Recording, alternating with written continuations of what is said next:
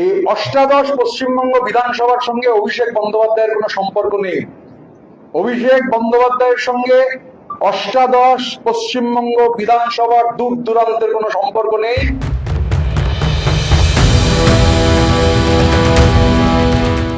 নীতি নেই, আদর্শ নেই, আছে শুধু ক্ষমতার অন্ধলোভ।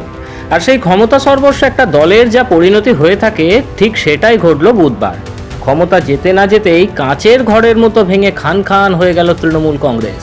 হ্যাঁ, সলতে পাকানো চলছিল গত কয়েকদিন ধরেই, আর বুধবার ঘটল সেই বিস্ফোরণ। যে মমতা বন্দ্যোপাধ্যায় কয়েক বছর আগেও নবান্নে বসে দিল্লির গদি দখলের স্বপ্ন দেখতেন, বিধানসভা নির্বাচনের প্রচারে যিনি বাংলা দখলের পর দিল্লি দখলের হুঙ্কার ছাড়তেন, আজ ভাগ্যের চরম পরিহাসে তিনি নিজের তৈরি দলেই সম্পূর্ণ সর্বহারা। ৮০ জন বিধায়কের মধ্যে ৬০ জনই মমতার একনায়কতন্ত্রকে পদাঘাত করে তৈরি করলেন আলাদা গোষ্ঠী। শুধু দল ভাঙল না, একই সঙ্গে হাত থেকে বেরিয়ে গেল জোড়াফুল প্রতীক ও প্যাড। নির্বাচন কমিশনের নিয়ম অনুযায়ী এবার থেকে ঋতব্রত বন্দ্যোপাধ্যায়ের গোষ্ঠী আসল তৃণমূল। ক্ষমতার অহংকারে অন্ধ পিসির রাজনৈতিক অস্তিত্ব বালি স্তম্ভের মতো ধসে পড়ল মাটিতে। কিন্তু কিভাবে শুরু হলো তৃণমূলের এই শেষের শুরু? পতন তো অবধারিতই ছিল, কারণ পাপের ঘোড়া আগেই পূর্ণ হয়ে গিয়েছিল। বিধানসভা নির্বাচনে ভরাডুবির পর গত ৬ মে কালীঘাটে মমতা বন্দ্যোপাধ্যায়ের বাড়িতে বিরোধী দলনেতা নির্বাচনের নামে একটা চরম প্রহসন করা হয়েছিল। বিধায়কদের কোনো মতামত না শুনে রাজপুত্তুর অভিষেক বন্দ্যোপাধ্যায়ের একতরফা নির্দেশে শোভনদেব চট্টোপাধ্যায়ের নাম প্রস্তাব করে পাঠানো হয় বিধানসভার স্পিকার রথীন্দ্রনাথ বসুর কাছে। কিন্তু অতি চালাকের গলায় যে দড়ি পড়ে তা ভুলে গিয়েছিলেন যুবরাজ। নিয়ম মেনে স্পিকার যখন জানতে চাইলেন কারা কারা এই প্রস্তাবের পক্ষে সই করেছেন, তখন অভিষেকের অফিস থেকে বিধায়কদের সই করা কয়েকটি কাগজ পাঠানো হয়, আর তাতেই ধরা পড়ে জালিয়াতি। অভিযোগ, অন্তত ১৪ জন বিধায়কের সই জাল করা হয়েছিল সেখানে। নিজেদের দলের বিধায়কদেরই সই জাল, ভাবা যায়। তৃণমূলেরই বিধায়ক ঋতব্রত বন্দ্যোপাধ্যায় এবং সন্দীপন সাহা স্পিকারের কাছে এই জালিয়াতির অভিযোগ জানাতেই কেঁচো খুঁড়তে কেউটে বেরিয়ে পড়ে। স্পিকার এফআইআর দায়ের করার নির্দেশ দেন এবং স্বরাষ্ট্রমন্ত্রী শুভেন্দু অধিকারী এই দুর্নীতির তদন্তভার তুলে দেন সিআইডির হাতে। কান পাতলেই শোনা যাচ্ছে এই সই জাল কাণ্ডে দোষী প্রমাণিত হলে ভাইপো অভিষেকের অন্তত ৭ বছরের জেল হতে পারে, আর সঙ্গে চলে যেতে পারে সাংসদ পদও। পিসির সাধের সাম্রাজ্যের অধিপতি হতে গিয়ে ভাইপো এখন জেলের খাঁচার দিকে আরও পা বাড়িয়ে বসে আছেন।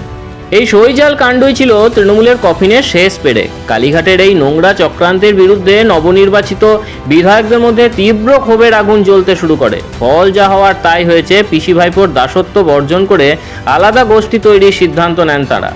গত রবিবার মমতা বন্দ্যোপাধ্যায়ের বাড়ির বৈঠকে হাজির ছিলেন মাত্র ২০ জন বিধায়ক। তখনই স্পষ্ট হয়ে গিয়েছিল যে মাননীয়ার পায়ের তলার মাটি সরে গেছে।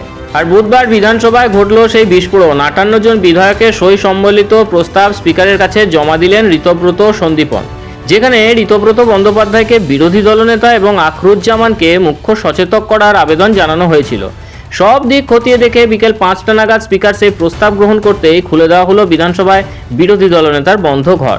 সেখানে বিরোধী দলনেতার চেয়ারে বসেন ঋতব্রত বন্দ্যোপাধ্যায়, আর চেয়ারে বসেই সাংবাদিকদের সামনে অভিষেক বন্দ্যোপাধ্যায়কে চড়া সুরে আক্রমণ করে বুঝিয়ে দিলেন কালীঘাটের দিন শেষ। আজকে পর্যন্ত এটা ৫৮ জন তৃণমূল কংগ্রেসের প্রতীকে নির্বাচিত ৫৮ জন বিধায়ক। সেই ৫৮ জন বিধায়কের একটা টিম এই বিধানসভার অষ্টাদশ পশ্চিমবঙ্গ বিধানসভার প্রিন্সিপাল অপোজিশন। আমি বলছি আপাতত এই জন্য, কেননা আমি আরো ২ জন আছেন যারা এই মুহূর্তে এখানে নেই, রাজ্যের বাইরে আছেন। তারা তাদের যে বক্তব্য সেটা জানিয়ে দেবেন। এই বিধানসভার অষ্টাদশ পশ্চিমবঙ্গ বিধানসভার প্রিন্সিপাল অপোজিশন। আমি বলছি আপাতত এই জন্য, কেননা আমি আরো ২ জন আছেন যারা এই মুহূর্তে এখানে নেই, রাজ্যের বাইরে আছেন। তারা তাদের যে বক্তব্য সেটা জানিয়ে দেবেন। তো ৬০ হবে, সেই ২ জনের সম্মতি যেহেতু আছে তাই আমি ৬০ বললাম। তবে সেটাও আপাতত। মাননীয় মুখ্যমন্ত্রী তিনি প্রশাসনিক মিটিং, আমরা আপনাদের মাধ্যমে মাননীয় মুখ্যমন্ত্রীকে এই জন্য ধন্যবাদ জানাই যে তিনি সমস্ত বিরোধীদের ডেকেছিলেন এবং এই যে ৫৮ জন বিধায়ক আপাতত, যেমন হাওড়া গ্রামীণ জেলায় তৃণমূল কংগ্রেসের প্রতীকে নির্বাচিত হওয়া ৯ জন বিধায়কের মধ্যে ৮ জন এই মিটিং এ উপস্থিত ছিলেন। আমাদের দক্ষিণ ২৪ পরগনা জেলায় তৃণমূল কংগ্রেসের প্রতীকে নির্বাচিত হওয়া বিধায়কদের মধ্যে 15 জন এই মিটিং এ উপস্থিত ছিলেন। আমাদের কলকাতায় সন্দীপন, আমাদের এই 58 জনের মধ্যে সন্দীপন উপস্থিত ছিল। আমরা 15 আর 8 23, 23 আর 1 24, এই তিনটে জেলা কলকাতা, হাওড়া এবং উত্তর 24 পরগনার আমাদের 58 জন যারা আছেন তার মধ্যে 24 জন আজকে আমরা মিটিং এ উপস্থিত ছিলাম। আমাদের বিরোধী বিধায়করা তারা নির্দিষ্টভাবে বক্তব্য রাখবার সুযোগ পেয়েছেন। হাউসের ভেতর যে অ্যাম্ফি থিয়েটার, সেই অ্যাম্ফি থিয়েটারে যেমন লড়াই হবে, হাউসের বাইরে বিধানসভার অভ্যন্তরে সেই লড়াই হবে, রাস্তাতে সেই লড়াই হবে।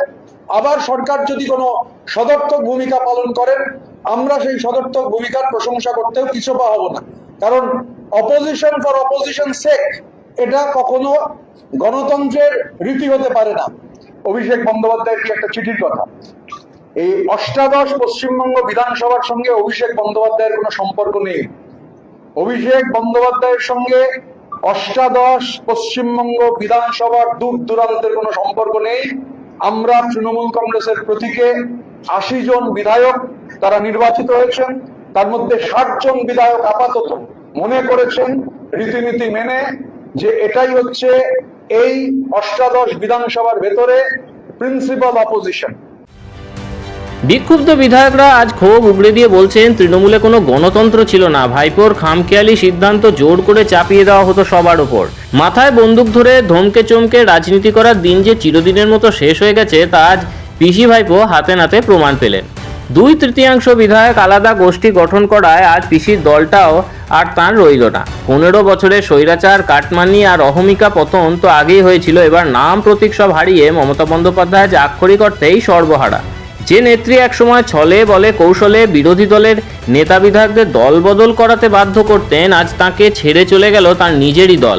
এর চেয়ে বড় রাজনৈতিক পরিহাস আর কি হতে পারে?